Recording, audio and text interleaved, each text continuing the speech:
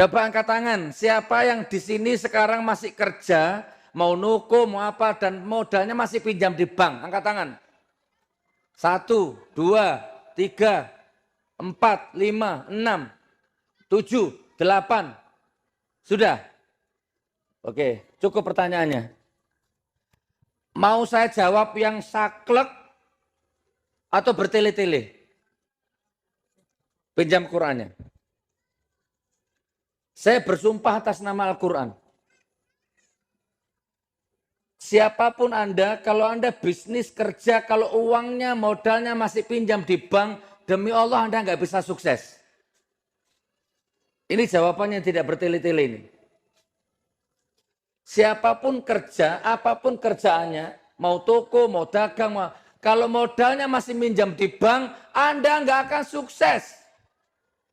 Perhatikan, mau berapa tahun, mau 10 tahun, mau 20 tahun, mau 40 tahun.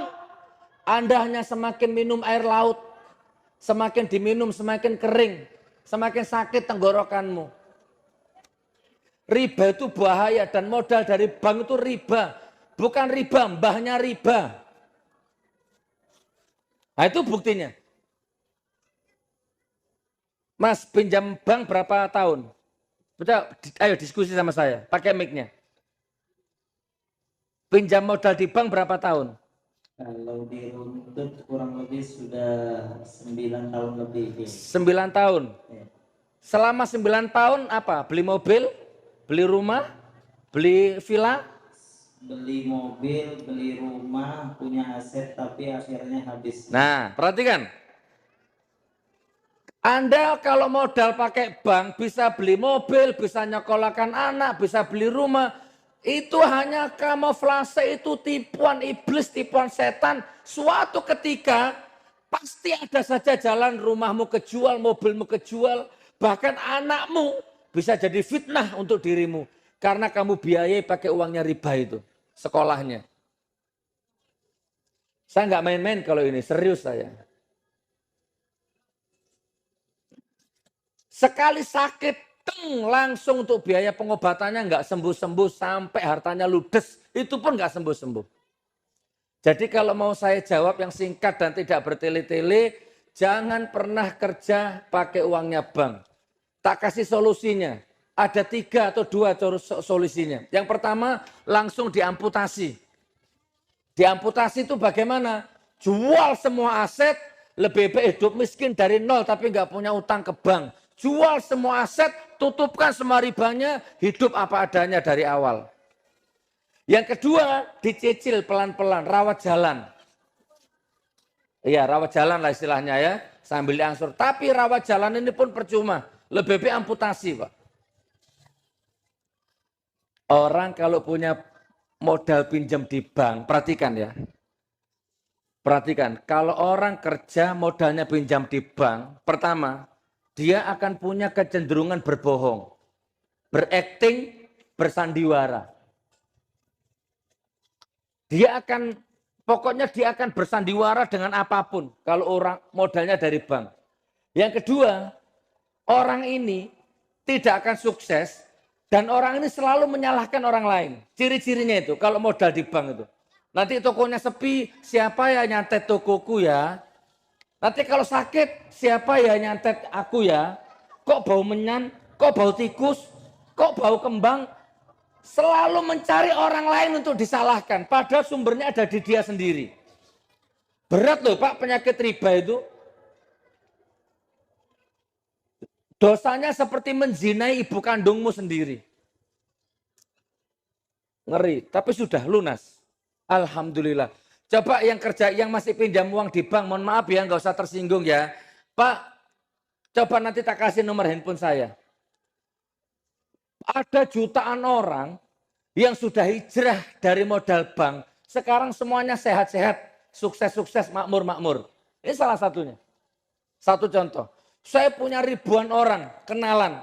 Awalnya modal di bank, sekarang ditinggalkan semua ribanya, hijrah dari riba, sekarang usahanya tambah berkah. Ini bahkan Cak Roto ini mantan riba ini. Sini Cak Roto. Ya gak ngantuk aja sama itu. Iya, sama dulu mantan riba. Ceritakan singkat, jangan lama-lama. Berapa ribanya, dari tahun berapa, hasilnya apa? Ya, dari tahun 2008 sampai 2012, 2,7 miliar. Ya, kaya, pura-pura kaya karena riba. 28 ke 2008 sampai 2012 saja. berapa tahun itu? 4. 4 tahun ya. Punya utang ke bank berapa? 2,7. 2,7 miliar. Dipakai modal apa? Modal usaha. Dah, sekarang ceritakan pengalamannya. Jadi apa, dapat apa? Ya, dari awal utangnya cuma 50 juta. Terus usaha naik terus. 50, 100, 200, usaha makin meroket gitu. Omset saya penghasilan 30 sampai 60 juta bersih per bulan. Itu saya punya mobil 7, tanah di mana-mana, rumah lumayan bagus gitu. Cuman di tahun 2011 mulai Allah hancurkan pelan-pelan. Sampai titik nadir saya dihutang 2,7 miliar, saya tidak bisa bayar. Nah itu sampai stuck, nggak bisa.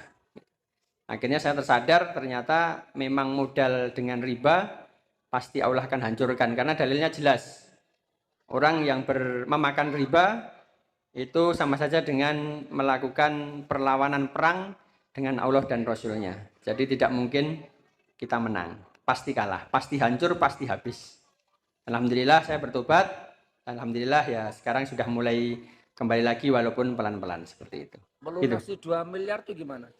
Ya 2,7 miliar itu akhirnya ikhtiar pelan-pelan semuanya ditinggalkan, sudah tidak riba lagi, aset-aset akhirnya kelelang, kejual semuanya. Tapi dalam waktu 4 tahun Allah kembalikan dengan pelan-pelan. Akhirnya kembali lagi semuanya. Seperti itu. Dan sekarang sehat, seger, pikiran enteng, nggak punya utang. Santai, rileks. Cukup. Cukup. Ya, Bu, Bapak jangan tersinggung ya. Saya sayang sama Anda, saya sayang sama istri Anda, saya sayang sama anak Anda. Kalau Anda masih bertahan dengan utang di bank untuk modal itu, hanya nunggu waktu daripada hancur besok, mending hancur sekarang. Selesaikan sekarang. Mobil 7, rumah miliaran, terus itu hanya tipuan, nanti akan tiba semuanya hancur, cur-cur, nggak ada bekasnya. Belum dosanya. Ya Allah, mudah-mudahan orang-orang sini tidak lagi pinjam hutang riba untuk modal usahanya. Dimakan istrinya, dimakan anaknya, untuk biaya kuliah anaknya, ya Allah. Nanti kalau ada apa-apa sibuk nyalahkan orang lain. Buntu pikirannya, buntu ilmunya. Takbir. Pak Kapolsek punya utang di bank juga. Alhamdulillah. Tepuk tangan untuk Pak Kapolsek.